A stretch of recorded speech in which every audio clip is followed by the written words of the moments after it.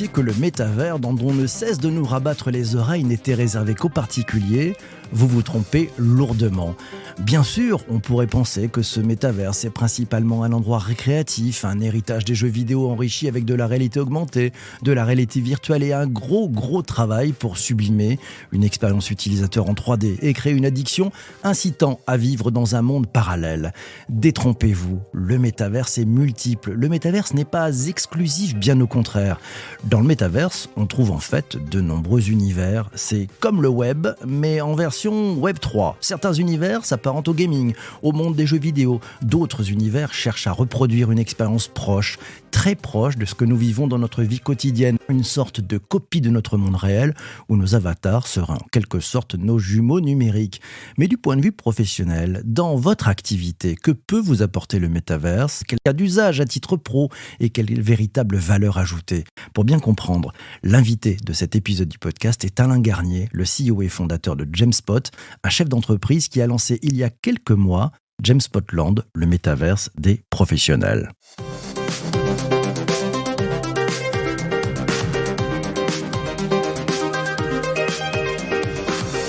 Bonjour Alain, comment ça va?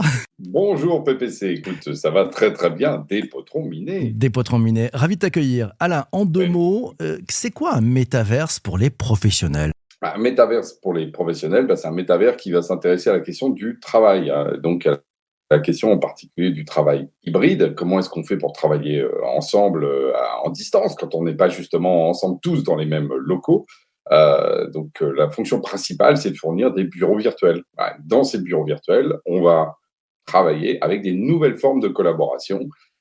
Et ça, c'est à la fois donc, dans des espaces comme dans la vraie vie, privés, donc des bureaux fermés pour soi, pour sa boîte, pour son organisation, et puis des espaces plus publics, plus ouverts pour aller à la rencontre, comme quand on va au café, par exemple, rencontrer et travailler le matin, quand on va rencontrer des personnes dans un espace de coworking. Alors, c'est ça le métavers professionnel, en tout cas, de Jamespotland. c'est très clair. Question peut-être particulière, puis on va prendre les questions de celles et ceux qui sont présents avec nous en direct. Personnellement, qu'est-ce qui t'a donné envie de créer Jamespotland? Ce qui nous a créé, vraiment donné envie de le faire, c'est deux choses. Le sens profond, ça a été le fait, après le Covid, enfin pendant le Covid, on s'est retrouvés en fait dans les visios en permanence. On était passé en mode hybride, en mode remote. Et là, on avait vraiment le sentiment de perdre le lien, de lien entre les personnes. Et de l'autre, il y a le fait qu'on est Jamespot toujours, et puis moi le premier, tourné vers l'innovation. Et donc on s'est dit, plutôt que de se dire comment est-ce qu'on peut faire, ah là là, quand est-ce qu'on reviendra dans les locaux, ça va être le bonheur. Tu vois, le côté un peu regarder le passé. On a regardé le futur et se dire, mais qu'est-ce qu'on pourrait faire de différent par rapport à ça? Et on a tout simplement commencé à expérimenter, bricoler, on va dire ça comme ça, une première version pour nous, pour Jamespot. Et là, ça a été un peu la révélation, quoi. Moi, je me suis dit, mais c'est un vrai usage, c'est un vrai besoin. On retrouvait du plaisir. Il y avait beaucoup de choses dans ces liens qu'on voit, encore une fois, dans ce métavers, qui se faisaient au sein des Jamespotiens, entre nous. Et donc là, moi, ça tournait dans ma tête. C'est bon, il faut qu'on le donne aux autres, il faut qu'on donne cette expérience aux autres boîtes, et surtout, il faut qu'on les acculture à ça. Et c'est pour ça qu'on a développé Jamespotland. Alors moi, ce qui m'intrigue, et je voudrais que tu nous donnes un peu les coulisses, quels sont les principaux challenges qu'on rencontre quand on se dit, bon, allez, vous savez quoi les gars, on va créer un métaverse. On s'y prend comment en vrai? Déjà, il y a toute la problématique de briques technologiques sur quoi on s'appuie, parce que mine de rien, derrière, il y a de la nouvelle techno. C'est pas aussi maîtrisé aujourd'hui que ce qu'est le web, par exemple, 1.0. Donc voilà, donc là, on s'est appuyé sur une brique techno qu'on a sourcée. Enfin, tu vois, tu cherches partout des briques techno. Et on a fini par prendre, d'ailleurs, et trouver une qui est vraiment super, qui est celle de Work Adventure, Grégory Rocher, d'ailleurs, le fondateur que je salue. Et puis derrière, le deuxième challenge, c'est qu'en fait, oui, tu te retrouves à construire un monde. Donc construire un monde, c'est comme architecte d'extérieur et d'intérieur.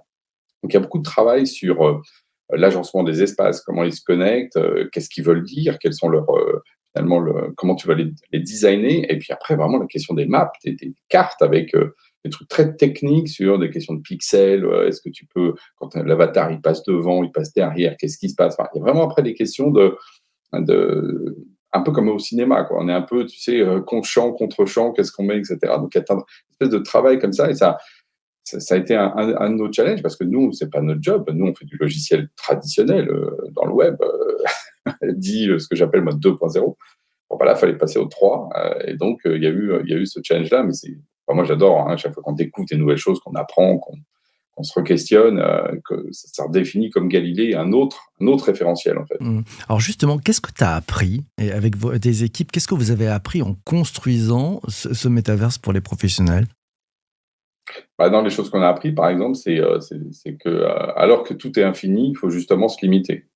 Par exemple, au début, on a eu tendance à faire des cartes trop grandes, et donc les gens se perdaient. Enfin, c'est-à-dire que quand on a commencé à faire des cartes, tu as envie tout de suite qu'elles soient immenses, tu vois? Mmh. C'est justement, tu es pas limité par le prix au mètre carré. Mais en fait, faut pas. D'ailleurs, les architectes le savent, faut pas faire des pièces trop grandes pour être bien. Il faut justement que les humains puissent se retrouver. Donc c'est pareil, pour que les gens se croisent, que ce soit agréable, il faut un petit peu des fois, un peu tasser et pas être en mode, absolu. Ça, on a appris ça. Après, on a appris aussi que la signalétique est vraiment importante. Tu vois, il y a des petites expériences, du genre, on avait mis des panneaux, enfin, tu vois? Et puis il y a quand un panneau, tu peux pas le traverser, c'est-à-dire c'est Mmh. un poteau, quoi. Bon, et ben, il y a des gens qui se butaient là-dessus, ils disaient: «Ah ouais, je peux pas avancer». Donc il faut aussi, vraiment, aider les gens, comme dans la vraie vie, à comprendre comment est l'espace, pour qu'ils arrivent et qu'ils aient en un coup d'œil, où est l'espace et qu'est-ce qu'ils peuvent faire où. Ouais. Voilà, c'est enfin, le 2e apprentissage qu'on a eu et puis je peux te dire qu'on en a tous les jours des apprentissages justement là-dessus. Ça veut dire que dans la construction, l'expérience utilisateur, il faut intégrer d'autres codants que ceux qu'on peut avoir traditionnellement dans des sites web en 2 dimensions. Le fait d'avoir une troisième dimension, peut-être Mmh. de la téléportation, ça change quoi quand on construit un univers? J'ai entendu que tu nous disais, on fait du MVP, il faut y aller vraiment dans des choses assez simples et après on construit autour. Mmh. Ouais, il faut revoir toute l'expérience utilisateur? Toutes non, mais le fait effectivement qu'on est par exemple dans une logique de déplacement. Le fait qu'on ait une logique de déplacement, c'est pas la même chose que d'avoir une souris. Si tu veux, tout le travail que le designer en fait, ils se rendent pas compte, enfin ils se rendent pas compte. On travaille sur un terreau théorique, qui est qu'en 2D, tu as une souris qui peut aller n'importe où sur l'écran en moins de 2 secondes. Voilà, c'est moins d'une seconde. Alors pour les gens lents, un peu plus, mais voilà. C'est ça le paradigme. Et à partir de là, ensuite, tu as un clavier qui permet de faire des interactions un peu plus, textuelles. Voilà, c'est ça le paradigme. Quand tu es dans le métavers, tu te retrouves en fait avec un paradigme plutôt proche du jeu vidéo. Donc, tu as ce qu'on appelle les gameplays. C'est quoi ton gameplay? Comment est-ce que tu vas jouer avec ton personnage? Qu'est-ce que ça veut dire qui marche? Quelle sensation tu vas donner justement derrière ça? Donc, on a effectivement d'autres contraintes, mais que finalement, il ne faut pas oublier qu'on a aussi engrammé en tant que joueur vidéo, en tant que finalement consommateur de ces autres espaces dans un mode plus ludique. Sauf que là, il faut les rendre utiles et non pas. Alors, il faut qu'ils restent ludiques. Hein, d'ailleurs c'est très très sympa. Par exemple, un petit truc tout bête. Hein, tu sais, il y a des salles virtuelles là Mmh. dans Spotland. Donc si tu as tes bureaux, bon, là où d'habitude il y a des visios un peu bêtes, tu rentres dans une salle et ça y est, tu es en visio avec les gens. C'est ça la force aussi. Tu fais des visios immédiates. Voilà. Mais quand tu veux interpeller des gens en visio pour qu'ils viennent te voir, mais sans les déranger, comment tu fais? Bah, par exemple, tu te mets devant la salle, puis tu gigotes un peu, tu vois. Par exemple, il y a des choses comme ça, Mmh. de gameplay un peu nouveau, et ça marche. Hein. Les gens disent, ah bah, tiens, il y a Eric qui nous attend dehors. Ah, tiens, on va aller le voir. Qu'est-ce que tu veux, Eric, au fait? Bah, je voulais pas vous déranger, mais blablabla. Voilà. Et ça, D'accord. par exemple, Ouais. c'est des nouveaux gameplays. Et donc, on se dit, nous, que petit à petit, on va les intégrer dans l'expérience utilisateur. OK. Ouais, donc vous améliorez le produit, en fonction des usages. Ah, j'attaque les questions. Jean-Emmanuel te demande: quel métier as-tu dû faire rentrer dans la conception et un métier auquel tu ne t'attendais peut-être pas? Alors, on s'attendait pas, pas vraiment. Par contre, on a vraiment fait rentrer, des designers d'un nouveau type qui fabriquent des cartes, en fait. Et parce que c'est pas du tout la même chose. Nous, d'habitude, les gens qui font du design chez nous, on va leur demander au mieux de faire, peut-être, des petites, ce qu'on appelle des empty space, tu sais, des dessins de fond d'écran et cetera, ou des boutons, enfin, c'est tout. Enfin, c'est là, tout d'un coup, tu dessines une pièce intérieure. Donc, tu vas dessiner des chaises, tu vas dessiner des tableaux. Donc, c'est ça qu'on a été chercher. Et on a travaillé d'ailleurs avec des designers qu'on a été chercher spécialement pour ça, avec lequel enfin, c'est vraiment super ce qu'on fait avec eux. Mais ça, c'est vrai que c'est un autre monde. Et d'ailleurs, eux-mêmes n'étaient pas forcément toujours dans le mode numérique. Enfin, numérique, si, mais pas le mode métavers. Quoi. Donc, les contraintes, donc, eux aussi, ils ont beaucoup, beaucoup appris. Mais d'ailleurs, ils se sont éclatés à faire ça par rapport à faire juste du design, j'ai envie de dire, ce qu'on appelle du design d'intérieur ou faire des belles maquettes de ce que pourrait être un appartement, par exemple. Ouais. Mmh. Tiens, question de Vanessa, elle te demande comment se déroule un test utilisateur dans le cadre de la production d'un métaverse. On s'y prend comment en vrai? Ouais, on a fait ça. D'ailleurs, bon, il y a des trucs quand même un peu drôles parce que des fois, c'est intéressant de voir qu'il y a toute une palette d'usages et que les gens sont capables ou pas. Il y a des gens qui sont arrivés là-dedans et tout de suite, ils ont compris qu'il fallait se déplacer avec les petites flèches et puis leurs petits avatars, et choisir leur avatar, mais se déplacer avec les petites flèches. Il y en a d'autres, au bout de 20 minutes, limite, mais pourquoi est-ce que je me déplace avec les petites flèches? Bah, vous pouvez le faire avec la souris aussi. Vous cliquez sur la souris à l'endroit où vous voulez aller et hop, on y va. Ah oui, mais du coup, les autres, comment ils vont me voir? Il y a une espèce de. C'est comme s'il y avait vraiment aussi un palier aussi important que comme des gens qui n'avaient jamais vu un ordinateur. Hmm. Ça, c'est les gens qui n'ont jamais fait de gaming, en fait. En fait, on voit vraiment ça. Dès que quelqu'un fait un peu de gaming, mais vraiment même limité, hein. Je parle pas du gaming Candy Crush, hein. Je parle du gaming avec justement le petit avatar qui bouge. Un bon vieux Donkey Kong des années 80 ou aujourd'hui, je sais pas moi, un Counter-Strike, quoi. Donc, les gens comprennent tout de suite ça. Pour les autres, là, il y a une petite cassure, hein. Les gens qui n'ont jamais, jamais, jamais joué de leur vie, il y a une petite cassure. D'accord. Alors, on attaque avec des questions qui tournent un peu au niveau des thunes, de la caillasse, des pépettes, des brousoufs, enfin voilà. Sylvain te demande, est-ce que c'est une offre accessible à tout type de professionnels ou uniquement les grandes entreprises? Également, c'est des offres B2B. Globalement, ça coûte combien quand on veut amener une équipe dans James Spotland? Bah, nous, aujourd'hui, on a vraiment une volonté de le rendre accessible à tout professionnel, avec d'abord, on va dire même les PME avec des bureaux virtuels vraiment pas très chers, hein. On parle de même pas quelques centaines d'euros par mois. On a une offre qui commence de mémoire, je crois, à 149 euros par mois, donc c'est vraiment pas cher. Et par ailleurs, on a un espace plutôt public qui permet aux individus, aux individuels d'aller justement un peu découvrir ce que c'est un espace café, un espace coworking pour aller un peu le découvrir. Et après, je pense que l'usage ensuite vraiment intéressant, c'est quand on commence à avoir une équipe, hein, parce que c'est quand on est 5, 10, 20, 30, 50, 100 et plus. Pourquoi? Parce que c'est là où on a des effets remote, hein. Quand on est 2, 3, c'est pas pareil, il n'y a pas le même détachement, c'est autre chose. Les indépendants ont toujours eu l'habitude de travailler à distance, tu vois, à 2, 3. Alors que par contre, des équipes de 20 personnes, 50 personnes, qui tout d'un coup se retrouvent à remote à la moitié, parce qu'il y a 1, 2, 3 jours de télétravail, ça y est, c'est compliqué. Donc là, tout d'un coup, ils se retrouvent avec un espace commun dans lequel on va pouvoir faire justement du travail collaboratif, on va voir les autres, et ça change complètement. À chaque fois, les gens qui basculent dans ce mode-là nous disent, mais effectivement, ça change notre vie, quoi. Ça change notre vie. Moi, par exemple, je n'ai plus de visio. Enfin, je n'ai plus de visio. Je n'ai plus de lien de visio. Avant, j'avais 6 ou 7 liens de visio pour moi dans le Jetspot, hein. J'avais le mien, perso, Codir, un par bon produit, parce que je suis très dans le produit. J'en avais un avec les gens de l'admin sur tout ce qui est plutôt finance, enfin, puis 2, 3 qui traînaient parce que... et là, il y avait les Jetspotiens quand on se retrouvait tous ensemble. Bon.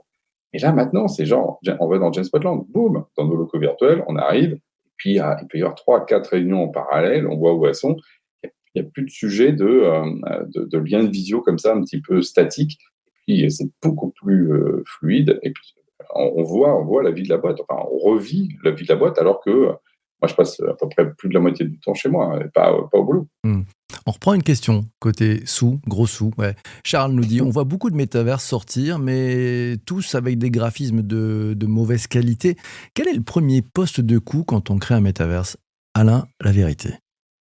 Oui, là, non, mais la vérité, mais c'est intéressant ce que l'action pose Charles, parce que moi j'ai une hypothèse aujourd'hui, c'est que le métavers 3D est trop cher à tous les sens du terme. Il est trop cher en termes de création, il est trop cher en termes de matos, il est trop cher en termes de faire rentrer les gens dedans. Parce que quand je disais qu'il y a une coupure là sur les jeux vidéo ou pas, en 3D, on fait encore une autre coupure. C'est qu'il faut avoir que les gens qui ont fait du gaming 3D. Les autres sont perdus là-dedans. D'accord? Donc, moi, mon hypothèse, et ce que nous, on a sorti avec James Spotland, c'est que c'est un peu un métavers 2D. C'est-à-dire qu'il est en 2 dimensions, il est vu de dessus. C'est une espèce de 2D ISO. Ça donne un effet de perspective, mais en fait, ça reste un truc 2D. Et donc, c'est beaucoup plus accessible. Et sur le beau, et c'est intéressant aussi, en fait, c'est les fonds de cartes qui vont être magnifiques. C'est-à-dire que là aussi, quand on réfléchit, moi, je ne vais pas rentrer dans les détails techniques, mais en fait, un métavers, c'est des objets un peu qui se déplacent dans un espace qui, lui, est plus ou moins figé. Bon. Et cet espace figé, nous, du coup, on peut vraiment le travailler de manière très, très agréable, très beau, comme les fonds d'écran, qui peuvent être magnifiques sur un ordi. Et les personnages dessus vont être par contre, un peu plus pixelisés. Mais c'est moins grave parce qu'en fait, c'est pas ça que les gens attendent. Les gens ne veulent pas voir leur tête à eux. Ce qu'ils veulent, c'est voir où ils sont et aller à la rencontre des autres. Et ensuite, par contre, on repasse, et ça aussi, c'est notre hypothèse numéro 2, en réel, c'est intéressant de dire ça. Dans le métavers, le réel, c'est une visio.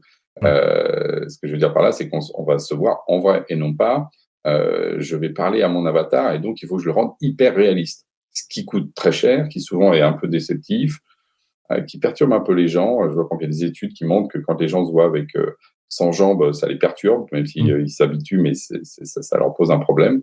Donc je pense que toute notre hypothèse, elle est là-dessus. Et le fait est qu'on n'a pas ces effets-là, nous, de fatigue, par exemple, que les autres ont dans le métavers 3D. Allez, dernière question, ce sera la dernière question pour cet épisode du podcast, c'est la question de Pascal. Il te dit, à l'instar d'Internet, combien d'années faudra-t-il pour que toutes les générations adoptent ce nouveau mode d'échange ? Hypothèse A, le temps qu'a mis Internet à se déployer divisé par 2 parce que tout accélère. Hypothèse 2 d'un sociologue qui me dit non, tout ça n'est que justement fumée. En fait, on met toujours le même temps pour que les générations acquièrent des nouveaux usages, même si on a l'impression que ça va plus vite. En fait, c'est un effet vraiment d'optique. Donc, je pense qu'il faudra une bonne dizaine d'années pour que ça arrive, mais par contre, de manière massive, c'est-à-dire que ce soit un no-brainer pour tout le monde. Mais par contre, pour les plus avancés d'entre nous et les boîtes qui aujourd'hui ressentent cette perte de lien, cette envie de faire autre chose, de proposer à leurs salariés, etc., moi, je vous invite à vraiment tester Genspotland et puis un bureau virtuel. En plus, nous, on a une offre gratuite. Pendant 30 jours, on peut tester. Parce que moi, j'ai vraiment voulu aussi le démocratiser, en faire quelque chose. Parce que c'est un tel choc, un tel plaisir que je dis que c'est vraiment dommage de passer à côté. C'est pour ça qu'on a voulu rendre aussi ça très accessible d'un point de vue prix. Ouais. C'était le moment promo, voilà. C'était le moment promo. Attends, je suis pas entrepreneur pour rien quand même. Merci Alain, un grand merci de ta présence ce matin, merci à toi. Merci, c'est vraiment top. Puis toi, les questions sont multiples. C'est un sujet inépuisable. Inépuisable, il y en a plein. Mille merci à toi Alain. Merci à vous tous d'avoir participé à l'enregistrement de cet épisode du podcast. Voilà, ça c'est pour celles et ceux qui sont en direct. Pour toi qui nous écoutes sur les principales plateformes de balado-diffusion, oui, sur le Web3 Café, si tu as envie d'aller plus loin que le podcast et de rejoindre un collectif apprenant sur le Web3, il te suffit de devenir propriétaire de l'un des NFT disponibles sur bonjourppc.uncut.fr. L'achat se fait par simple carte bancaire, par Apple Pay encore, c'est très simple. Puis si tu as déjà mis le pied dans les cryptos, tu peux aussi payer bien sûr en Ether. Merci à toi d'avoir écouté cet épisode du podcast jusqu'ici. Si tu as envie de mettre 5 étoiles sur Apple Podcast ou sur Spotify, tu es le bienvenu. D'ici là, porte-toi bien et surtout, ne lâche rien. Ciao, ciao, ciao.